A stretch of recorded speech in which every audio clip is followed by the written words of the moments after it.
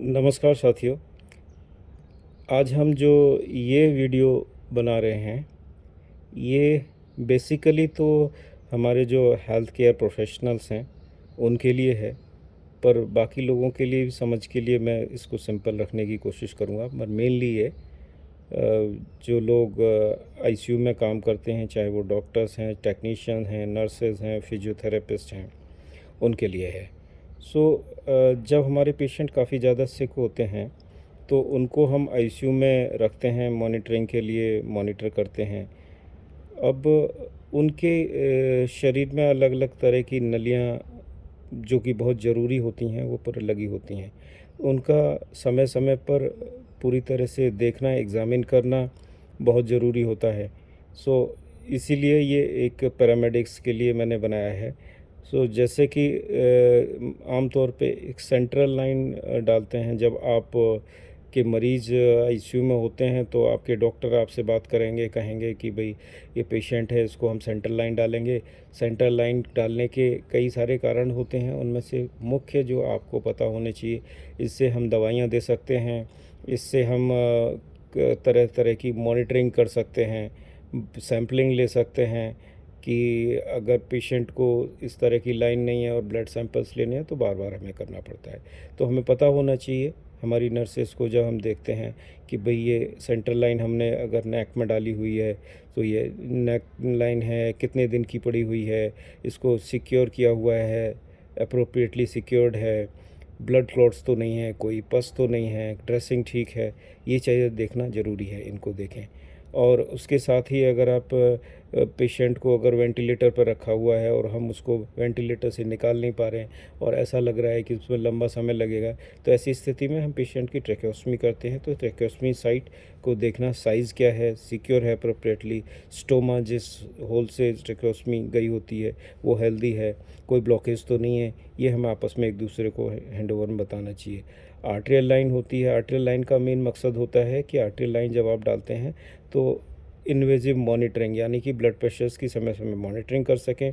और arterial blood gas analysis, यानी कि खून की जांच के लिए भेजते हैं, उसमें काफ़ी सारे पैरामीटर्स हमें देखने को मिल जाते हैं, तो वो देखते हैं। अब इसका भी हमें सिमिलरली पता होना चाहिए कितने दिन की है, पंक्चर साइट ठीक है, हेल्दी है, ब्लड क्लॉट तो नहीं है, कोई पस तो नहीं आ रहा, ट्रांसपेरेंट ड्रेसिंग ठीक है, क्लीन है। सिमिलरली हम डालते हैं यूरिनरी कैथेटर, क्योंकि ये पेशेंट्स मोबाइल नहीं होते, जा नहीं सकते, और हमें यूरिन आउटपुट समय समय पर पता होना ज़रूरी है। तो यूरिनरी कैथेटर डालते हैं। उसका आपको साइज़ क्या है, कितने दिन से डाला हुआ है, इंसर्शन की जगह पे कोई डिस्चार्जेस तो नहीं है, साइट क्लीन है, ब्लड डिस्चार्जेस वगैरह नहीं है, आपको पता होना चाहिए। जब पेशेंट की जागृत अवस्था ने अच्छी नहीं होती या न्यूट्रिशन वो अप्रोप्रिएटली नहीं ले पा रहे ओरली, तो हम एक नेज़ोगैस्ट्रिक ट्यूब डालते हैं, एनजी ट्यूब, जो कि नाक के रास्ते से और पेट तक जाती है।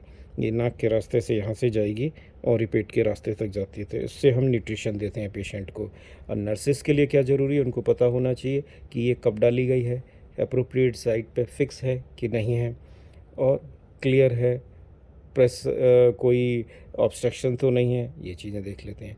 और नोज़ के ऊपर कोई प्रेशर तो नहीं है, ये चीज़ें देख लेते हैं। कि एंडोट्रैकियल ट्यूब जब इंट्यूबेट करते हैं पेशेंट को, तो एक एंडोट्रैकियल ट्यूब जो मुंह के रास्ते से लंग्स तक जाती है, मुंह से डाला उसको और यहाँ लंग के ट्रैकिया में जाती है, जिससे कि वेंटिलेटर को कनेक्ट करते हैं। इसमें हम पता होना चाहिए फिक्स है, सिक्योरली अप्रोप्रिएटली फिक्स की गई है कि नहीं, साइज़ हमें पता होना चाहिए, कफ प्रेशर है कि नहीं। इससे कफ प्रेशर से पता चलता है कि अगर आप प्रेशर्स ज़्यादा हैं तो वॉल नेक्रोसिस हो सकती है, कम है तो एस्पिरेशन हो सकता है। सिमिलरली अगर आपके चेस्ट में कोई पेशेंट के चेस्ट में या तो पानी आ गया है या हवा है, तो उसको निकालने के लिए, या ब्लड कलेक्ट हो गया, या इसको पायोथोरैक्स, हीमोथोरैक्स, निमोथोरैक्स और प्लूरल इफ्यूजन, ऐसी स्थिति में एक नली डालते हैं जिसको आईसीडी कहते हैं।